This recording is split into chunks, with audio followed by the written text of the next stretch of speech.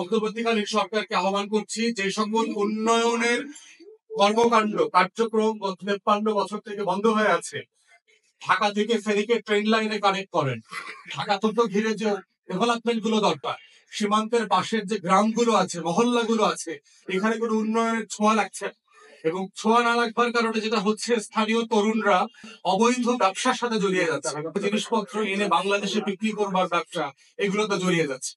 তাহলে বাংলাদেশের তরুণদেরকে সুস্থভাবে কর্মসংস্থান এবং উদ্যোক্তা বাড়ানোর যে উদ্যোগ, সেইটা আমরা অন্তর্বর্তীকালীন সরকারকে আহ্বান করছি, সেটা আপনারা ইমিডিয়েটলি করবেন।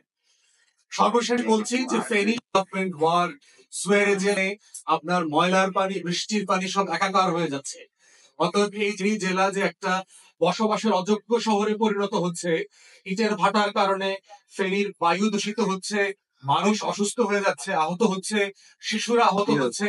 এই জায়গা থেকে ফেনীতে একটা পরিকল্পিত উন্নয়নের মাস্টার প্ল্যান করা দরকার, এবং এটা আমরা এবি পার্টির পক্ষ থেকে অন্তর্বর্তীকালীন সরকারের কাছে আহ্বান করছি। আপনারা জানেন, বাংলাদেশের বিভিন্ন জেলাতে এবং মহানগরীতে ডেভেলপমেন্ট অথরিটি আছে। সেক্ষেত্রে ফেনীরও একটা ডেভেলপমেন্ট অথরিটি করা যেতে পারে, যাদের মাধ্যমে এখানকার যে জেলা, এখানকার মানুষের জন্য আবাসের জন্য উপযুক্ত হয়। এই বাস্তবতায় এই উদাহরণগুলো আমরা এই কারণে পেয়েছি যে ফেনীর যে ইতিহাসের লড়াই আছে, যেগুলো মঞ্জু ভাই বলেছেন, আরো একজন ব্রিটিশ বিরোধী আন্দোলনের একজন মহান নেতা আছে, শমশের গাজী।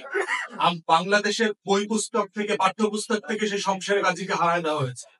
বাংলাদেশ রাষ্ট্রের শত্রু বিজেপির পূর্বসূরি রাজনীতি যারা করেছেন, সেই অনুশীলন, যুগান্তর, সূর্য সেন, প্রীতিলতা ওয়াদ্দেদার আর ক্ষুদিরামকে আমাদের লেবুর সুঘ্রাণ আরো বেশি, ত্বকের যত্ন আরো বেশি, চলে আরো বেশি। আপনার পকেটে কি বিদেশি না বাংলাদেশি? নায়ক বানানো হচ্ছে, কিন্তু আমার পাঠ্যপুস্তক থেকে, আমার জেলা থেকে, আমার স্মৃতি থেকে, ফেনীবাসীর মেমোরি থেকে শমশের গাজীর মতো ব্রিটিশ বিরোধী আন্দোলনের পুরোধা ব্যক্তিদেরকে হারিয়ে দেওয়া হয়েছে। তাই আমরা যে ব্রিটিশ বিরোধী আন্দোলনের নেতা, ওনাকে স্মরণে রাখবার জন্য ফেনীর স্কুলে, কলেজে, ফেনীর পাড়ায়, মহল্লায় শমশের গাজীকে নিয়ে কর্মশালা হওয়া দরকার, পাঠ্যপুস্তকের অংশ করা দরকার, প্রত্যেকটা ইভেন্টে শমশের গাজীকে নিয়ে প্রতিবেদন হওয়া দরকার। এবং ফেনীর যারা গণমাধ্যম কর্মী আছেন, আপনাদেরও এখানে দায়িত্ব আছে শমশের গাজীর মতো বীর পুরুষদেরকে ফেনীবাসীর পক্ষ থেকে তুলে ধরা, যারা ব্রিটিশ বিরোধী আন্দোলনে আমাদের পূর্বপুরুষের লড়াকু সৈনিক ছিলেন। এইগুলো হচ্ছে আমার রাজনীতি, এবি পার্টির রাজনীতি, যে একটা জেলাকে কিভাবে বাংলাদেশের একটা উন্নত মডেল ডিস্ট্রিক্টে পরিণত করা যায়।